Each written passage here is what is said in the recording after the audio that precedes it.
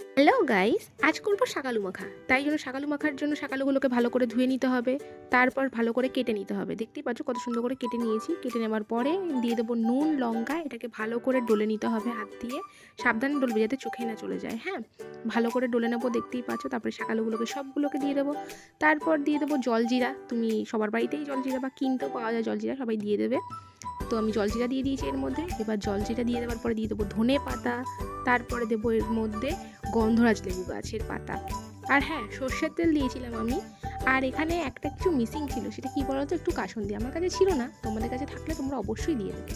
জানো তো, আমি ফার্স্ট শাকালু মাখা খেয়েছিলাম তারাপীঠে গিয়ে। তো ওখানে গিয়ে এত সুন্দর লেগেছিল, তাই ভাবলাম আজ নয় বাড়িতেই বানিয়ে নিই। সেটা অনেক দিনের কথা। যাই হোক, দেখতেই পাচ্ছ আমি এখানে আরেকবার জলজিরা দিয়ে দিলাম। দিয়ে দেওয়ার পরে ভালো করে মেখে নেব। মেখে নিয়ে ব্যাস আমার তৈরি শাকালু। তো খেয়ে তো বেশ ভালোই লাগলো। তো অবশ্যই তোমরাও বাড়িতে ট্রাই করো। আজকের মতো টাটা।